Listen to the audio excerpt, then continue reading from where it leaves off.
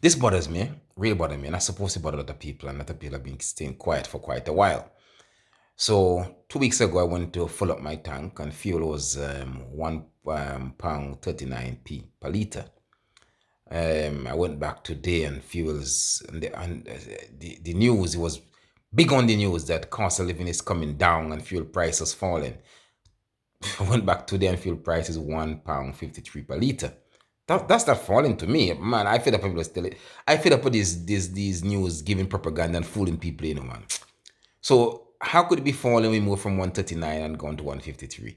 So when they said it was falling the last time, I thought, well, next time I go to the petrol pump, I should be seeing fuel costs at maybe £1, £1.10 or so, but less than £1.39.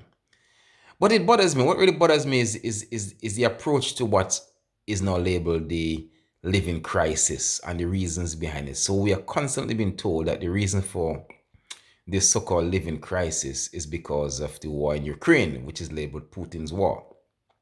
And you have our prime ministers and our presidents standing before our nations and they say, no, the reason why you're having all these struggles, why your electricity bill is high, your gas bill is high, your petrol bill is high, you can't get food, you can't afford food, people can't afford. Some people are going, I saw on the news today that one lady and her daughter went homeless. Now they are sick because they've been living in a bus shed and now they can't afford to stay warm.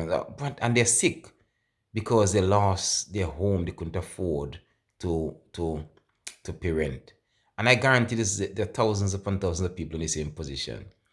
You look down streets like New York and Philadelphia and places like those, and you see so much homeless people.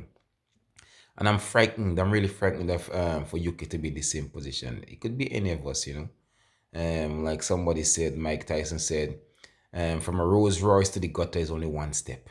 One step. So it could be anybody. But while we are suffering this much, the same government was saying that they cannot, after people protest for weeks on, weeks on, weeks off, to get a pay rise so they could meet all of these troubled expenses.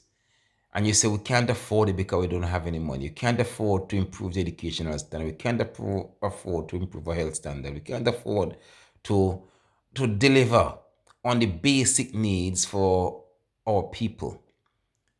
You're finding trillions upon trillions of dollars to pump into a war that you said is causing the problem.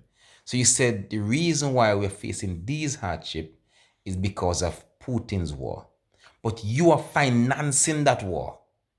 So if the war is causing a hardship and your duty of care to your people mean anything to you as part of your responsibility, shouldn't your first priority be to stop that war? And I'm just figuring, we know now it's cost trillions and trillions. And look, a matter of fact, look at it.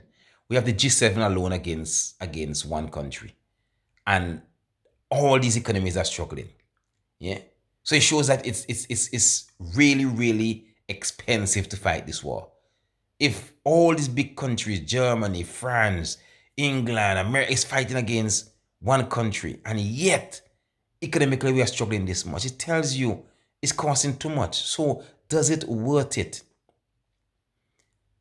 Ukrainians are displaced. I don't even know who the president of of Ukraine is now ruling, because his people are everywhere around the world as opposed to being in his country. But yeah, we're fighting this war. So if the war is causing our problem, I see it as important to stop the war. So why not stop the war? I say it's costing trillions upon trillions upon trillions of dollars to fight this war. But I guarantee it will take less than 100,000 to fly all these world leaders into one place, sit down, and come to a truce. Stop the damn war. Yeah. I can't look, this fuel price, I can't afford to run my car.